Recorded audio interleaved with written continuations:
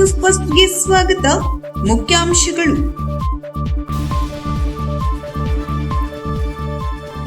ಶಾಸಕ ಭೀಮಣ್ಣ ನಾಯ್ಕ ಅವರಿಂದ ದೇವರಾಜ ಅರಸು ಸಭಾಭವನ ಲೋಕಾರ್ಪಣೆ.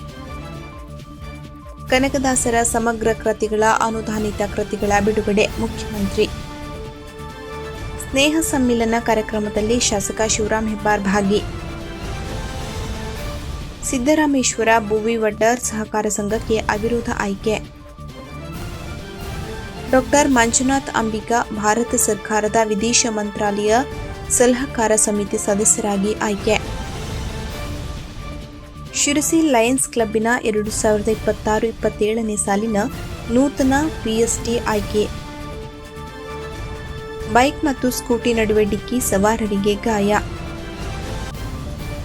ವಿವಿಧ ಕಾಮಗಾರಿಗಳಿಗೆ ಶಾಸಕ ದಿನಕರ್ ಶೆಟ್ಟಿ ಅವರಿಂದ ಭೂಮಿ ಪೂಜೆ. ಶಿರಸಿ ಎಪಿಎಂಸಿ ಪ್ರಾಂಗಣದ ಸಮಗ್ರ ಅಭಿವೃದ್ಧಿಗೆ ಶಾಸಕ ಭೀಮಣ್ಣ ನಾಯ್ಕ ಅವರಿಂದ ಚಾಲನೆ. ಶಿರಸಿ ತಾಲೂಕಿನ ಹುತ್ಗಾರ್ ಗ್ರಾಮ ಪಂಚಾಯತ್ ವ್ಯಾಪ್ತಿಯ ಶಾಂತಿನಗರದಲ್ಲಿ ನೂತನವಾಗಿ ನಿರ್ಮಾಣಗೊಂಡ ಸುಸಜ್ಜಿತ ದೇವರಾಜ ಅರಸು ಸಭಾಭವನವನ್ನು ಶಿರಸಿ ಸಿದ್ದಾಪುರ ಕ್ಷೇತ್ರದ ಶಾಸಕ ಭೀಮಣ್ಣ ಟಿ ನಾಯ್ಕ ಅವರು ಸಾರ್ವಜನಿಕ ಲೋಕಾರ್ಪಣೆ ಮಾಡಿದರು. ದೇವರಾಜ ಅರಸುರವರ ದೂರದೃಷ್ಟಿ ಶ್ಲಾಘನೀಯ. ಭವನವನ್ನು ಉದ್ಘಾಟಿಸಿ ಪ್ರಧಾನ ಭಾಷಣ ಮಾಡಿದ ಶಾಸಕ ಭೀಮಣ್ಣ ನಾಯ್ಕ ಅವರು ಕರ್ನಾಟಕದ ಮಾಜಿ ಮುಖ್ಯಮಂತ್ರಿ, ಸಾಮಾಜಿಕ ನ್ಯಾಯದ ಹರಿಕಾರ ದಿವಂಗತ ಡಿ ದೇವರಾಜ ಅರಸುರವರ ಕೊಡುಗೆಗಳನ್ನು ಸ್ಮರಿಸಿದರು. ದೇವರಾಜ ಅರಸು ಅವರು ಕೇವಲ ಒಬ್ಬ ನಾಯಕರಾಗಿರಲಿಲ್ಲ, ಅವರು ಸಮಾಜದ ಕಟ್ಟಕಡೆಯ ವ್ಯಕ್ತಿಗೂ ಹಕ್ಕುಗಳನ್ನು ತಲುಪಿಸಿದ ಮಹಾನ್ ದೂರದೃಷ್ಟಿಯುಳ್ಳವರು. ಭೂ ಸುಧಾರಣಾ ಕಾಯ್ದೆ, ಹಿಂದುಳಿದ ವರ್ಗಗಳ ಸಬಲೀಕರಣ ಮತ್ತು ವಸತಿ ಯೋಜನೆಗಳ ಮೂಲಕ ಅವರು ತಂದ ಕ್ರಾಂತಿಕಾರಿ ಬದಲಾವಣೆಗಳು ಇಂದಿಗೂ ಇಡೀ ದೇಶಕ್ಕೆ ಮಾದರಿಯಾಗಿವೆ. ಅವರ ಹೆಸರಿನಲ್ಲಿ ನಿರ್ಮಾಣಗೊಂಡಿರುವ ಈ ಭವನವು ಸಮಾಜದ ಎಲ್ಲ ವರ್ಗದ ಜನರ ಒಗ್ಗಟ್ಟು ಮತ್ತು ಅಭಿವೃದ್ಧಿಯ ಸಂಕೇತವಾಗಬೇಕು ಎಂದು ಶಾಸಕರು ಕರೆ ನೀಡಿದರು.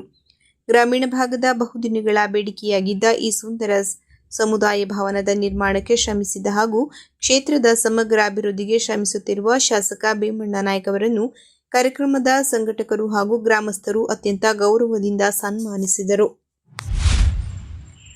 14 ಭಾಷೆಗಳಲ್ಲಿ ಅನುವಾದಗೊಂಡ ಕೃತಿಗಳನ್ನು ಬೆಂಗಳೂರಿನ ಮಲ್ಲತ್ತಹಳ್ಳಿಯ ಕಲಾಗ್ರಾಮದಲ್ಲಿ ಮುಖ್ಯಮಂತ್ರಿ ಸಿದ್ದರಾಮಯ್ಯ ಅವರು ಇತ್ತೀಚೆಗೆ ಬಿಡುಗಡೆ ಮಾಡಿದರು. ಕನಕದಾಸರ ಸಮಗ್ರ ಸಾಹಿತ್ಯವನ್ನು ಭಾರತೀಯ 14 ಭಾಷೆಗಳಲ್ಲಿ ಅನುವಾದಿಸುವ ಬೃಹತ್ ಯೋಜನೆಯನ್ನು ಕರ್ನಾಟಕದ ಕನ್ನಡ ಮತ್ತು ಸಂಸ್ಕೃತಿ ಇಲಾಖೆಯ ಸಂತ ಕವಿ, ಕನಕದಾಸ ಮತ್ತು ತತ್ವಪದಕಾರರ ಅಧ್ಯಯನ ಕೇಂದ್ರ ಹಮ್ಮಿಕೊಂಡಿತ್ತು.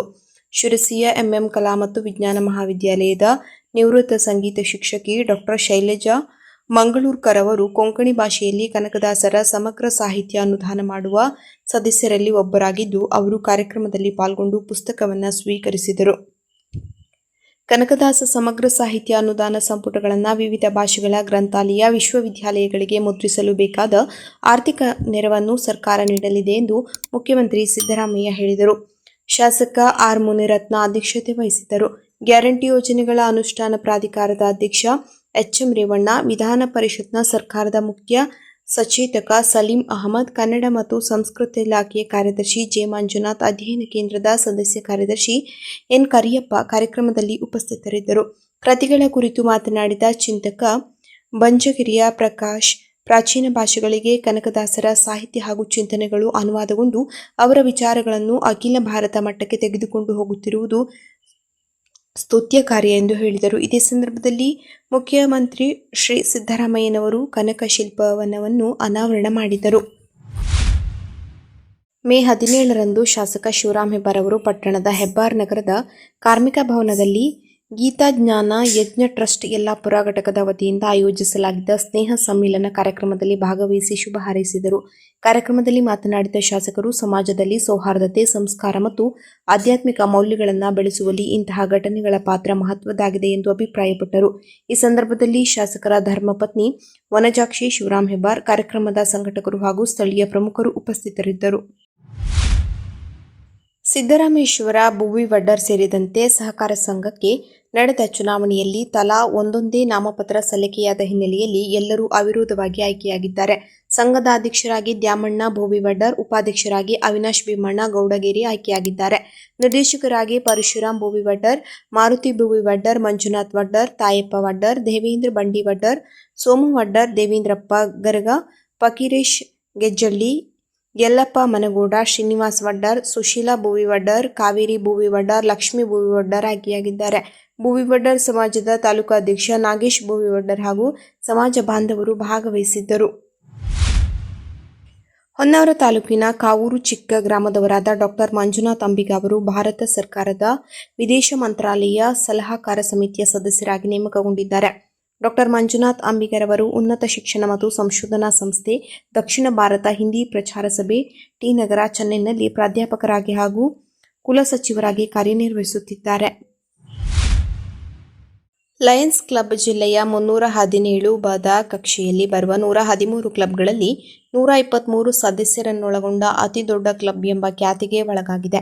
ಇಂತಹ ಕ್ಲಬ್ಬಿನ 2026-27ನೇ ಸಾಲಿನ ನೂತನ ಅಧ್ಯಕ್ಷರಾಗಿ MJF lion Manohar G Malmane, ಕಾರ್ಯದರ್ಶಿಯಾಗಿ ಲಯನ್ ಬಸವರಾಜ್ ಚಕ್ರಸಾಲಿ, ಖಜಾಂಚಿಯಾಗಿ ಲಯನ್ ಶಂಕರ್ ಹೆಗಡೆ ಬ್ರದರ್ ಹಾಗೂ ಫಸ್ಟ್ ವೈಸ್ ಪ್ರೆಸಿಡೆಂಟ್ ಆಗಿ ಎಂಜೆಎಫ್ ಲಯನ್ ಪ್ರದೀಪ್ ಯಲ್ಲನ್ಕರ್ ಅವರು ಸರ್ವಾನುಮತದಿಂದ ಆಯ್ಕೆಯಾಗಿರುತ್ತಾರೆ. ನಗರದ ಲಯನ್ ಕ್ಲಬ್ಬಿನ 2026-27ನೇ ಸಾಲಿನ ಆಯ್ಕೆಯಾದ ಉಳಿದೆಲ್ಲ ಪದಾಧಿಕಾರಿಗಳು ಹಾಗೂ ಲಿಯೋ ಕ್ಲಬ್ ಶಿರಸಿ ಮತ್ತು ಲಿಯೋ ಕ್ಲಬ್ ಶ್ರೀನಿಕೇತನ ಶಾಲೆಯ ಪದಾಧಿಕಾರಿಗಳು ಸಹಿತ ಜೂನ್ 21ರಂದು ರವಿವಾರ ಲಯನ್ ಶಾಲೆಯ ಸಭಾಭವನದಲ್ಲಿ ಪದಗ್ರಹಣ ಸಮಾರಂಭ ನೆರವೇರಲಿದೆ. ಜಿಲ್ಲಾ 317 ಬಾದ 2ನೇ ಜಿಲ್ಲಾ ರಾಜ್ಯಪಾಲರಾಗಿ ಆಯ್ಕೆಯಾದ ಎಂಜಿಎಫ್ ಲಯನ್ ಗವಿಸಿದ್ದಪ್ಪ ಮುದ್ಗಲ್ ಕೊಪ್ಪಳನವರು ಪದಗ್ರಹಣ ಸಮಾರಂಭವನ್ನು ನಡೆಸಿಕೊಡಲಿದ್ದಾರೆ. ಸೋಮವಾರ ಬೆಳಗ್ಗೆ ನಗರದ ಬನವಾಸಿ ರಸ್ತೆಯಲ್ಲಿರುವ ದೇವಿಗಿ ಫ್ಯಾಕ್ಟರಿ ಬಳಿ ಬೈಕ್ ಮತ್ತು ಸ್ಕೂಟಿ ನಡುವೆ ಡಿಕ್ಕಿಯಾಗಿದೆ. ಡಿಕ್ಕಿಯಾದ ಪರಿಣಾಮ ಸವಾರರು ಗಾಯಗೊಂಡಿದ್ದಾರೆ. ಬನವಾಸಿ ಕಡೆಯಿಂದ ಬರುತ್ತಿದ್ದ ಸ್ಕೂಟಿಗೆ ಹಿಂದಿನಿಂದ ಬಂದ ಇನ್ನೊಂದು ಬೈಕ್ ಡಿಕ್ಕಿಯಾಗಿದೆ. ಹೆಚ್ಚಿನ ಮಾಹಿತಿ ತಿಳಿದು ಬಂದಿಲ್ಲ. ಪೊಲೀಸರು ಸ್ಥಳಕ್ಕೆ ಆಗಮಿಸಿ ಪರಿಶೀಲನೆ ನಡೆಸಿ ಹೆಚ್ಚಿನ ಮಾಹಿತಿ ಕಲೆ ಹಾಕುತ್ತಿದ್ದಾರೆ. ಕುಮಟಾ ತಾಲೂಕಿನ ಬರ್ಗಿ ಗ್ರಾಮ ಪಂಚಾಯತ್ ವ್ಯಾಪ್ತಿಯ ಕುರಿಗದ್ದೆ ಹಾಗೂ ಘಟಬೀರ ದೇವಸ್ಥಾನಕ್ಕೆ ಹೋಗುವ ರಸ್ತೆ ಕಾಮಗಾರಿಗೆ ಶಾಸಕ ದಿನಕರ್ ಶೆಟ್ಟಿ ಅವರು ಸೋಮವಾರ ಗುದ್ದಲಿ ಪೂಜೆ ನೆರವೇರಿಸಿದರು. ಈ ಸಂದರ್ಭದಲ್ಲಿ ಅಧಿಕಾರಿಗಳು, ಗುತ್ತಿಗೆದಾರರು, ಸಾರ್ವಜನಿಕರು ಉಪಸ್ಥಿತರಿದ್ದರು.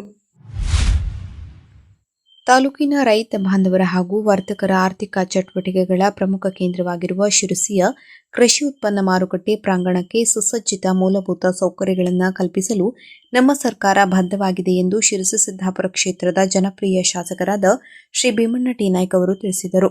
ಇಂದು ಶಿರಸಿಯ ಕೃಷಿ ಉತ್ಪನ್ನ ಮಾರುಕಟ್ಟೆ ಪ್ರಾಂಗಣದಲ್ಲಿ 2.14 ಕೋಟಿ ಅಂದಾಜು ವೆಚ್ಚದಲ್ಲಿ ನಿರ್ಮಾಣಗೊಳ್ಳುತ್ತಿರುವ ಸುಸಜ್ಜಿತ ಕಾಂಪೌಂಡ್ ಗೋಡೆ ಹಾಗೂ ಸಿಸಿ ಚರಂಡಿ ನಿರ್ಮಾಣ ಕಾಮಗಾರಿಗಳಿಗೆ ಸಾಂಪ್ರದಾಯಿಕವಾಗಿ ಭೂಮಿ ಪೂಜೆ ನೆರವೇರಿಸಿ ಚಾಲನೆ ನೀಡಿ ಮಾತನಾಡಿದರು.